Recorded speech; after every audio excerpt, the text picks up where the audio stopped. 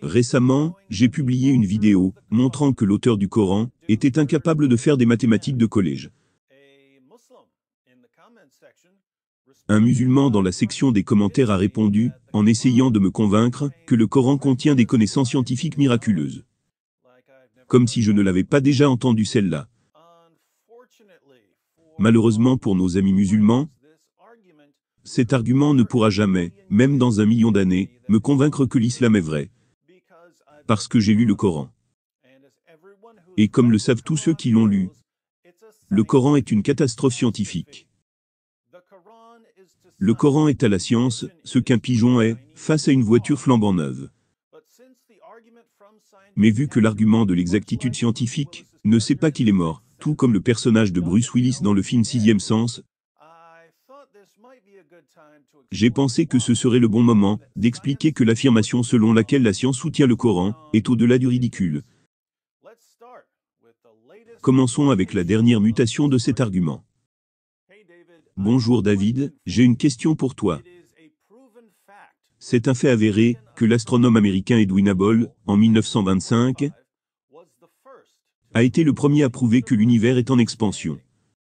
N'est-ce pas? Bref.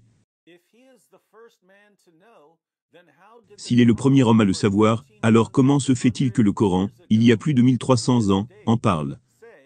Je cite, « Le ciel, nous l'avons construit avec puissance. En vérité nous l'étendons. » Coran 51 verset 47. Nous l'étendons est la traduction de la particule plurielle présente mizuna, du verbe « osaa », qui veut dire élargir, plus spacieux, agrandir, étendre. Comment le Coran aurait pu dire cela, il y a plus de 1300 ans avant Edwin Hubble? Il n'y a qu'une seule réponse, le Coran est vrai. Et si le Coran est vrai, alors Dieu est également vrai. Et tu ne peux pas nier ce fait, car il est écrit dans l'histoire qu'Edwin Hubble fut le premier homme à savoir cela. La NASA a donné son nom au télescope qui porte son nom. Il n'est donc pas un monsieur tout le monde dans sa cave. Voilà mesdames et messieurs, le Coran dit que l'univers est en expansion. Mais cela n'a été confirmé qu'au XXe siècle. Comment l'auteur du Coran pouvait-il savoir une telle chose, qui ne pouvait pas être connue au 7e siècle? Réponse facile. L'auteur du Coran était le grand Dieu, Allah, qui sait toutes choses. Sauf qu'il ne connaît pas les mathématiques de collège. Sauf que les écrits chrétiens contredisent l'islam.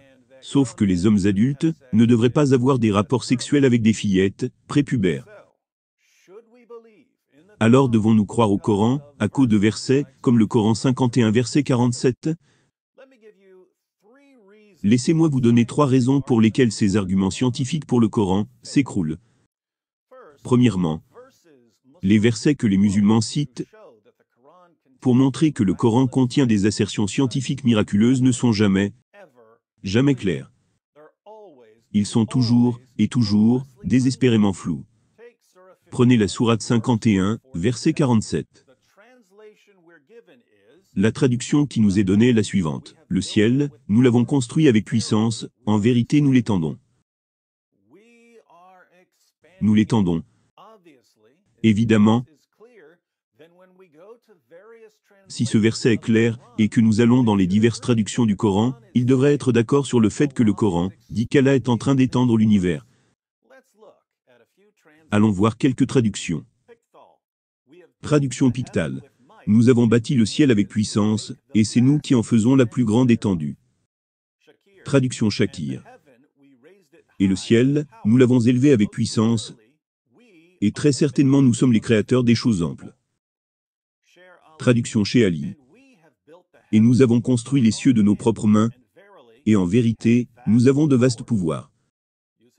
Traduction Youssouf Ali. C'est avec puissance et compétence que nous avons construit le firmament, car c'est nous qui créons l'immensité de l'espace. Traduction Malik.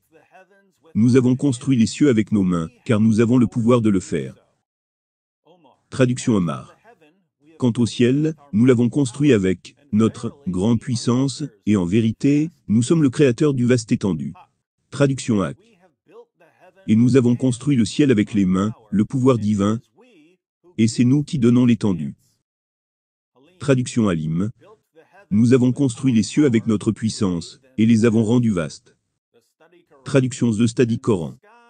Et le ciel que nous avons établi avec puissance, vraiment nous le rendons vaste. C'est étrange. Pourquoi aucune de ces traductions ne dit-elle pas que l'univers est en expansion? Nous pouvons conclure seulement que si le Coran en quelque sorte dit que l'univers est en expansion, il est si incroyablement flou que la plupart des traducteurs ne savent même pas ce qu'il dit. Cela n'est pas un bon fondement pour un miracle scientifique. Petite note, regardez ce qui se passe dans les commentaires lorsque des chrétiens arabophones décortiquent l'arabe de ce verset. Deuxièmement, tous les versets du Coran qui sont réellement clairs et abordent un sujet scientifique ont tout faux. Prenez par exemple la sourate 18, versets 85 à 86. Il suivit donc une voie, jusqu'à ce qu'il atteigne l'endroit où le soleil se couche. Il le trouva se couchant dans une mer noire, et trouva auprès d'elle un peuple. Nous avons dit, ô Zulkarnain, soit tu les châties, soit tu uses de bienveillance à leur égard. Le Coran déclare clairement qu'il y a un endroit où le soleil se couche, et qu'il se couche dans une mare d'eau, et que vous pouvez y aller, et qu'il y a des gens qui y vivent.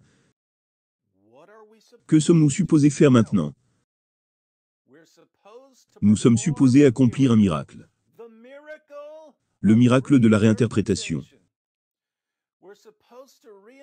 Nous sommes supposés réinterpréter ce verset, pourtant parfaitement clair, et faire comme s'il disait que Zulkarnain a vu la réflexion du soleil dans un plan d'eau, et a cru que le soleil se couchait dans l'eau. Nous sommes supposés dire cela, malgré l'affirmation claire du Coran, selon laquelle il a atteint l'endroit où le soleil se couche. Mais il y a un autre problème ici, à savoir, le nommé Mohammed. Mohammed, qui n'arrivait pas à garder fermée sa bouche embrasseuse de pierre noire, et suceuse des langues d'enfants. Il a gâché le miracle de la réinterprétation.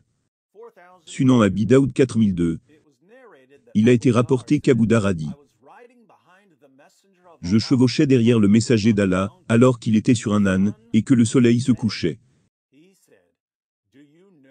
Il dit, sais-tu où le soleil se couche? J'ai répondu, Allah et son messager le savent mieux.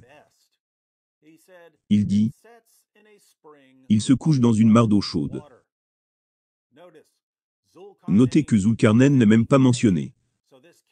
Donc cela ne peut pas faire référence à Zulkarnain, qui voit le reflet du soleil. C'est Mohammed qui explique à ses fidèles où va le soleil. Il se couche dans une mare d'eau chaude. Mais David, ne peut-on pas appliquer simplement la défense, que cet hadith est un hadith faible, notre méthode de secours à chaque fois que notre prophète dit quelque chose de stupide? Non, car vos collections des hadiths incluent toujours le niveau d'authenticité, sahi. Donc votre prophète a gâché votre miracle de la réinterprétation. Et vos éditeurs ont gâché votre défense, hadith faible. Nous pouvons seulement conclure que le Coran est faux, et que la science réfute le Coran. Troisièmement, pendant que les apologistes musulmans persisteront à dire que nous devons réinterpréter tous les versets clairs du Coran, qui sont scientifiquement faux, et que nous devons réinterpréter tous les versets flous du Coran, qui ne disent vraiment rien de scientifique, ces mêmes apologistes musulmans ont détruit leur crédibilité, avec leurs mensonges sans fin. Pourquoi devrions-nous penser que le chapitre 51, verset 47 du Coran, parle de l'expansion de l'univers, alors que la plupart des traducteurs ne pensent pas qu'il s'agit de l'expansion de l'univers? Parce que les apologistes musulmans nous le disent. Pourquoi devrions-nous penser que le Coran 18, verset 86 dit seulement que Zulkarnain a vu le reflet du soleil? Parce que les apologistes musulmans nous le disent. Bien sûr, ce sont ces mêmes apologistes musulmans qui nous disent que le Coran a été parfaitement préservé, alors que des chapitres entiers ont été perdus, et que des versets ont été mangés par un mouton. Ce sont ces mêmes apologistes musulmans qui nous disent que Mohammed était le plus grand homme qui ait jamais vécu, même s'il a eu des rapports sexuels avec une fillette, prépubère. Ce sont ces mêmes apologistes musulmans qui sont incapables de parler plus de 5 secondes à propos de leur Dieu, ou de leur livre, ou de leur prophète, sans mentir. Mais nous sommes censés croire à ce qu'ils disent ici, n'est-ce pas? Non. Donc à vous tous les musulmans, toujours convaincus de pouvoir nous convaincre que le Coran est la parole de Dieu, parce que la science. Il est trop tard maintenant. Les versets que vous utilisez ne disent pas ce que vous prétendez qu'ils disent. Tous les versets clairs ont clairement tout faux, on ne peut pas prendre votre demande de réinterprétation au sérieux, parce que vos apologistes sont le plus gros tas de menteurs que le monde ait jamais connu. Arrêtez de vous mettre vous-même dans l'embarras. Trouvez-vous un nouveau livre. Trouvez-vous un nouveau prophète. Trouvez-vous des apologistes qui ne sont pas des menteurs compulsifs. Puis revenez quand vous aurez un argument qui n'est pas irrémédiablement stupide.